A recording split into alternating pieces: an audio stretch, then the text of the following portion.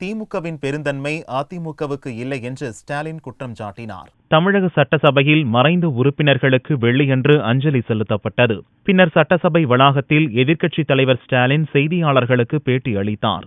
அப்போது சட்டசபையில் சக்கர நாற்காலி வந்து செல்ல முடியாத இடத்தில் கருணாநிதிக்கு இடம் ஒதுக்கீடு செய்யப்பட்டுள்ளதாக குற்றம் சாட்டினார். கருணாநிதியின் சக்கர நாற்காலி வந்து செல்லும் வகையில் இடம் ஒதுக்கவும், 89 உறுப்பினர்களை கொண்ட எதிர்க்கட்சிக்கு பெரிய அறையை ஒதுக்கவும் சபாநாயகரிடம் கோரிக்கை வைத்ததாக கூறிய ஸ்டாலின், தங்களது கோரிக்கைகளை சபாநாயகர் பரிசீலித்ததாக கூட தெரியவில்லை என்றார். தங்களது கோரிக்கை நிறைவேறாத பட்சத்தில் கட்சித் தலைவர் கருணாநிதியுடன் பேசி அடுத்த கட்ட நடவடிக்கை குறித்து முடிவு எடுக்கப்படும் என்றார். காளிமுத்து சபாநாயகராக இருந்தபோது சைதாப்பேட்டை திமுக உறுப்பினர் மறைவுக்கு இரங்கல் தெரிவிக்கும் வகையில் சபையை ஒத்திவைக்க கோரிய போதும் அது ஏற்கப்படவில்லை என்ற ஸ்டாலின், ஆனால் தற்போது எம்எல்ஏவாக பதவியேற்காத சீனிவேல் மறைவுக்கு இரங்கல் தெரிவித்து சபை ஒத்திவைக்கப்பட்டுள்ளதாக கூறினார். இது பற்றி கேள்வி எழுப்பாமல் திமுக பெருந்தன்மையாக நடந்து கொண்டதாகவும், அந்த பெருந்தன்மை ஆளுங்கட்சிக்கு இல்லை என்றும் ஸ்டாலின் கருத்து தெரிவித்தார்.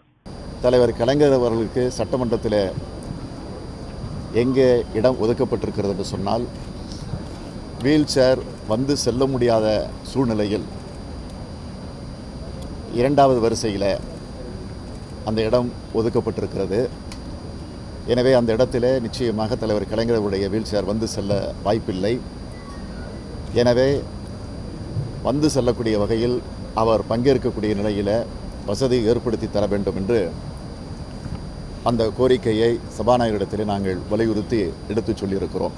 கடந்த கால வரலாற்றில் எதிர்க்கட்சித் தலைவர் உரையாற்றியதற்கு பிறகுதான் முதலமைச்சர் அவர்கள் அதே நாளில் பதிலுரை ஆற்றுகிற முறை கடைபிடிக்கப்பட்டு வந்திருக்கிறது. ஆக அதையும் மாற்றுவது சரியல்ல. அது எதிர்க்கட்சி தலைவருக்கு உள்ள அந்த மரியாதையை சிதைக்கிற வகையில் அமைந்துவிடும் என்பதை நாங்கள் நேற்றைக்கும் சுட்டி காட்டியிருக்கிறோம். அதை தொடர்ந்து இன்றைக்கும் அதை வலியுறுத்தி இருக்கிறோம்.